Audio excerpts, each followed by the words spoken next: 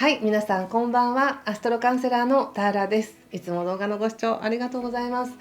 今回は3月7日満月から3月22日新月までの流れと、あとですね、やっぱり3月ってとっても星の動きが華やかで重要なので、少し復習というかおさらいで星の解説をさせていただきます。その後タロットリーディングさせていただきますね。まず星の解説からですが、3月7日の満月っていうのはほぼもう2月20日の新月から始まってるんですけども、とっても穏やかな何かが溶けていく、自分のダメだったところとか許せなかったところとか溶けていくよっていう流れがもう2月20日から始まっているので、少し何か問題が問題じゃなくなるとか、ちょっと緩くなったなっていう方もいらっしゃるかもしれませんね。でこの3月7日の満月っていうのがピークで、今までかたくなにね絶対こうしなきゃいけないんだと思っていたこととか、こうすべきなんだみたいな何かしらのこの防衛で固めていたエネルギーっていうのがちょっと溶けていって、ゆっくりなんですけど見えない形で溶けていって、実は自分の奥底にある本当の願いとか、実はこんなことしてみたかったとか、こういうの好きだったみたいなことがちょっと見えてくるみたいな時なんですね。今まではもう防衛でそんなものも感じなかった、忘れてたっていうものがもう一回復活してくるみたいな形なので、これはとってもクリエイティブなエネルギーなんです。自分の生活や人生に喜びを復活させるみたいなエネルギーなんですね。なのでこれは本当に関連してるなと思うんですけど、溶けていったからこそ出てくる本当の思いっていう形です。ただそこにこの満月って乙女座で起こる満月で、非常に論理的で分析的な批判のエネルギーが思考の中で繰り広げられるっていうのがあって、自分の中からようやく優しいエネルギーとか楽しいエネルギーやってみたいなっていうのが出てくるんですけど、同時にそれを妨害するような、阻止するようなエネルギーがあって、それをするにはまだまだ時間がかかるとか、もっとこうしなきゃダメよみたいな、そういう自己ジャッジだったりとか、自分の限界を知れよみたいな、そういう言葉、頭の中の声っていうのが聞こえてくるかもしれません。そういうすごくリスクヘッジみたいな、一見非常に有効な知識というか情報に見えるんですけども、実はそれは自分が本当にそれをやって失敗したら怖いとか、そんなことできなかったって思いたくないっていう自分の防衛から、それはやらない方がいいという理屈を頭の中で作って自分にストップをかけてるだけかもしれないので、せっかくねこの満月の時に芽生えてきた喜びのエネルギーっていうものを消してしまわずに、誰かに言ってみてほしいんです。もう表に出してやってほしいんですね。こんなこと恥ずかしくて言えないとか、表に出せないと思ってたことを思い切って言ってみるとか、発信してみるとかすると、消えずにね育っていく可能性がありますので、ぜひそうしてほしいなと思います。そしてこの時に何か葛藤をね感じる方が多いんじゃないかと思うんですね。せっかく出てきたこうしたいなっていう思いと、いやそんなこと無理だっていう思いと、要は新しく何か変わってきたエネルギーと、昔ながらのやり方で守っていこうよっていうエネルギーがちょっと喧嘩するみたいな感じで、そのフラストレーションが自分に向かって自己批判的になるか、もしくは誰かに対してのイライラとして出るかもしれませんので、でもこれは23日経てばすぐ消えていくものですけれども、ちょうどこの3月7日って満月だけじゃなくて、土星というね忍耐とか制限とか規則とかルールっていう、すごく固く今まで積み上げてきたエネルギーっていうものがここから溶けていくよっていう変わり目だったりするんですね。でこれはすごく星では重要な動きでして、3月7日だけじゃないんですよ。ここから約2年半かけて、いろんな自分の中のルールや規則や、こうあらねばならないと思っていたものをゆっくりと溶かしていくよということなので、一番は自分を許せるようになるんじゃないかなって思うんですね。ですからどんな自分を許したいかっていうのを、もう本当に本当は2月の20日ぐらいからもう自分で意図していただいて、カペラノートには書いていただいたと思うんですが、そうやってやっていただくと、さらにこの3月7日にもし葛藤があったとしても、それだけ今自分が何かが芽生えてきてるんだなっていう証拠ですし、でそこからじゃあそんな自分をどうやって許していくのかなって、もっと難しいやり方ではなくて喜びに沿ったやり方があるかもなっていうふうに変わってくると思います。でそしてその次3月17日が、ここからね金星という価値っていうものがまた違う形に変わってくるんですけれども、この3月17日までっていうのはとにかく何か新しいことを起こしていこうみたいな、新しい喜びっていうものが出てきそうな流れで、そこからそれを固めていこう、じゃあそれを手にしていこうってした時に、今まで自分が感じていた義務感だったりとか仕事のやり方だったりとか、それって本当にこのままでいいのかなっていうことを、17日ぐらいはちょっと考えるかもしれませんね。すごく忙しい経験をして、やっぱりこれはやりがいがあるって思うのか、やっぱこういうのは嫌だって思うのか、そういったものも感じながら本物が残っていくっていう流れです。そして3月19日から思考とかね、ビジネスとかっていうそういうものを司る彗星がお羊座に入るので、ちょっとパキッとね思考がはっきりする、シャキッとするっていうのがあるんですね。ですからもし3月7日ぐらいにやりたいな、でもどうかなみたいな迷う気持ちがあるとしたら、3月19日にはもう答えが出るかもしれません。そしてその次3月21日22日と、もう本当に21日は春分ですし、春分っていうのは先生術でいう1年を占う重要なタイミングなので、重要すぎて気軽に言えないという感じもあるんですけど、そのあたりはですねまた次の動画でしっかりと解説しようかと思っています。もうとにかく3月はまずは3月前半は何か自分の中から芽生えてきているものを消さないでねって、自分の批判的な思考で消さずに芽吹かせてねっていう感じです。ちょっとそれを踏まえてタロットをやっていこうと思うんですが、実は今度3月18、19日にタロットの YouTube ライブをやろうと思います。ライブでリーディングしようと思います。ですので時間は今画面に出ていると思うんですけど、この時間帯で2日間にわたって各星座30分ずつやっていきますので、リアル参加できる方はその場でチャットしていただければ、質問もできるだけピックアップしてお答えしていきたいと思います。はい、ではここからこれらの星の動きを踏まえてタロットリーディング各星座よろしくお願いします。はい、ではさそり座さんのタロットリーディングさせていただきます。タロットは必ずしもこうなるっていう決まったものではなくて、この結果を聞いて皆さんが気づきを得たら現実っていかようにでも変えていけますので、参考程度に聞いてください。では行きましょう。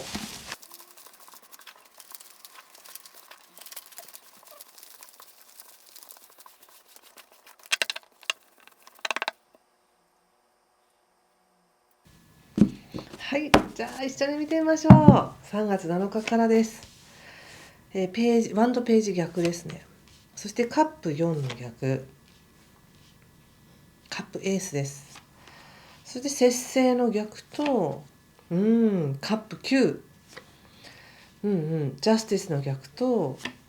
ソードエース、ちょっと対策はデビルとカップ5とオラクルはじゃん、ソードのページ聖地です。そうですか。今回の3月7日の満月のエネルギーって魚座の皆さんにはとっても強く影響しますのでね、同じ水の星座ですし、水の星座じゃない、もとい、ちょっと同じような配置似てるので、非常にこれは強く出るんじゃないかと思います。特に、今何か新しいことを始めようとしているとか、悟り座の皆さんの中できっかけが欲しいと思ってる方、これは恋愛でもいいし、何か自分の趣味でもいいし、仕事でもいいし、何か新しくしたいなと思ってる方にとってはものすごいチャンスです。3月7日以降やってねみたいな感じがすごくあります。で、星で見ても3月17日以降は人間関係も良くなりますし、契約運っていうのもちょっと上がってきますので、やりやすくなります。でこれは3月7日以降、3月17日以降だけじゃなくても、5月以降もっとね契約運って上がってくるので、だんだんステップを踏むかのようにうまくいくっていう感じがするんですね。でこの3月7日以降の2週間でカードで見ても、もうすぐに何かすごく嬉しいことがあるって感じがします。ちょっとこれまで思い悩んでいたこととか、慎重になりすぎてちょっと手が出せなかったことに対して、やっぱりやってみようみたいな何か一つのきっかけがあり、しかもそれは物理的にっていうよりも感情的な何かのきっかけがあり、迷っていたけどやってみたらすごいラッキーみたいな、思いのほか楽しいとか、思わぬところに繋がったみたいな、そういうすごいラッキーな感じがあります。なのでこれはとてもいいんじゃないでしょうか。ぜひこの喜び感じてほしいですね。ただその後にジャスティスということで、どうしようかなみたいな、ちょっと天秤にかけるみたいなエネルギーがあり、すっごいラッキーだからこそ、じゃあこれはこうした方がいいんだろうかとか、いやもっとこうした方がいいかもみたいに、なんかちょっと考えてしまうのかなと思います。でその後何か情報を集めてしっかりと決めて、じゃあこうしますみたいな決断をしていくっていう風に出てるんですね。ですからもしこれまで何かしらやっぱ本当にさっき言ったみたいに慎重になりすぎて一歩踏み出せなかったとか、ちょっと悶々としていた迷っていたっていう人にとっては、この2週間の間に何かを決めて決断してやっていけるっていう感じはあります。でちょっと気をつけることとしてやっぱりオラクルがですね、このソードのページ君っていうのはものすごく考えすぎて、もう考えて考えて考えて、だんだん自分が何したいか分からなくなるとか、周りのことばっかり気にして周りの対策ばっかり考えて本質的なことを忘れてたとかってなりかねないので、これはぜひですね、もうこの時はもう自分を信じるっていう風にしてみてください。もう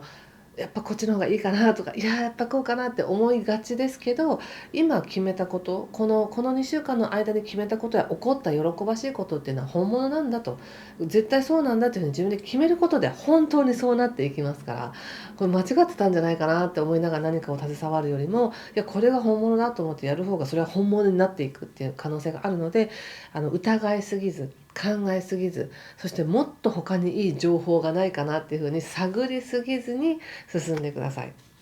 これ疑いの気持ちすごくあるカードなのでね、誰かに対しても、例えばあのまあ恋愛とかでもね、こう急になんかいい出会いがあって、うわすごいみたいな、私たちすごく合うみたいになって、じゃあうまくいきましょうかってなった時に、でも相手は本当に私のこと好きなのかなみたいなこと戸惑ってみたりとか疑ってみたりとかするけど、自分が好きなら言ってくださいみたいな、そんな感じなんですね。これでも仕事でもそうです。何かしらのチャンスが来て、こんなのいいのかな、できるのかなと思うけど、じゃあどうかなっていうよりも、もう決めちゃってくださいみたいな、自分の本質に従って決めちゃってくださいって感じがします。でやっぱり気をつけることとして、ここにデビルとカップの5が出ているので、デビルっていうのはもう考えすぎとかですね、そこに執着しているとか気にしすぎっていう時によく出てくるカードですから、この何かしら与えられているこのチャンス、ビッグチャンス、すごく嬉しいことに対して、いやでもみたいなすごい疑いの気持ちだったりとか、いやでももしこうだったらみたいなことを悶々と考えてしまうのかなっていう感じ。それがあるからこそ疑いたくなってるんだと思うんですけど、その周りが自分を安心させてくれるわけではなく、自分が自分で安心できる状況にしていくっていうことなので、もし相手がこうだったらとかって考えてると何も進めないのでね。でカードもそんな思ってるほど悪くないよっていうふうに言ってくれているので、ぜひそんな感じで言ってください。何か心の中に引っかかるものがあるのかなっていう感じがしますけど、そうね、ちょっとこのレベル見てみますね。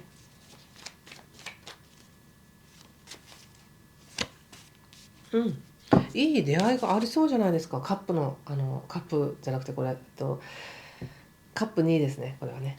すごくいい出会いもありそうだし、いい話も聞きそうだしっていう感じ。そうですね、これはねちょっとあの別枠でおまけでお話しするんですけど、今ねさそり座の皆さんね、投資運みたいなのがちょっとあるんですよね。でそう言っちゃうととか思ってやりそうになるかもしれないんですけど、それでいくとちょっとうまくいきそうな感じがあるんです。こういうカップの9とか出てると。ただし欲は出さないでねみたいな形のデビルの忠告かもしれません。で誰かに言われたから、あの人は信用できるからって言ってすぐその話に乗っていくというよりは、しっかりと状況を見て、あまり欲を出しすぎずに自分ができる範囲のこと、自分が本当に求めていることだけをやっていくっていうふうにしてください。なんかそうするとこの最初に言ったページ君もちゃんと情報を見てね、様子を見ながら進んでいけるなっていう感じがしたんです。でそれと同じようなことが人間関係でも仕事でもプライベートでもいろいろ起こりそうだなっていうことなので、いい揮発剤として何かいいこと、嬉しいことがあって、ただしそのいいことあるんだけど、そこに何かこう引っかかる気持ちとか疑いの気持ちとか出てきやすいなっていうのがあるので、その疑いの気持ちっていうのがどこから来るのか、誰かとの関係性の中で感じることなのか、自分のなんかコンプレックスなのか、こう損したくないみたいな思いなのか、でも対策と出てるのがまたここでペンタクスとエースなので、やっぱそんなにこうドロドロしてるというよりはやっぱり自分の欲かなって感じがしますね。例えばお仕事でもすごくいい話が来たんだけど、これだけだったらちょっと私お金足りないみたいな、もっともっと欲しいみたいなとか、なんかそういうこう何かと比べているみたいな感じがあるかもしれませんが、でも今来てる話すごくいい流れの感じがしますし、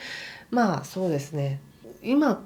この2週間の間に来た話っていうものが昔から自分が思っていたこと、願っていたことであれば、まあほぼ OK だと思いますね。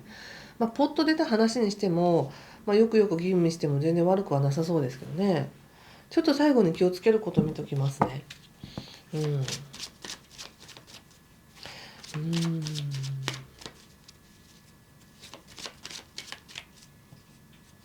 はい。隠れた事故というカードが出てますね。ちょっとこのページ君がね、ちょっと待ってくださいね。またソードの5の逆が出ているので、何に対して自分が後ろ髪引かれているのかっていうことをよく考えてみてくださいね。このデビルで何かしらきっとチャンスとか嬉しいことあるんですけど、その後に迷ってるって比べてるっていうのがあるので、何を自分が比較してるのかとか、何に対して自分が後ろめたく感じてるのかとか、何に対してかき消したい一部があるのかっていうことですね。ほぼほぼ OK、 嬉しいこれだと思ってるけど、一部気になることがあるっていう感じがして、その一部がすごく足を引っ張ってるし、疑いの気持ちにもつながってるなって思うので、例えば自分の中で気持ちとして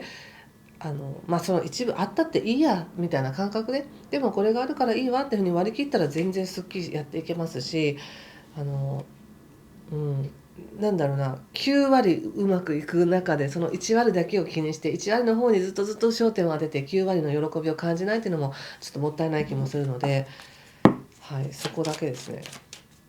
気をつけることを見ますね。真実のあなたでいてくださいということで、やっぱり素直に自分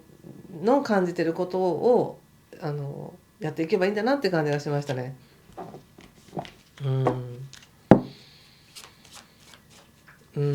なんか欲を出したりとか大きく見せようとか、しない人はしないと思うんですけどね。でも何かチャンスが来るとって思っちゃうものだと思うので、その時にもうそのままでいいんですよって言われてる気がしました。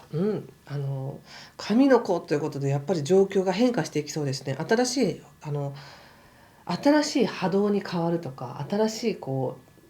いい空間の中に自分が入っていけるよっていう感じがしました。カップのないんですからこれね。ということで頑張ってください。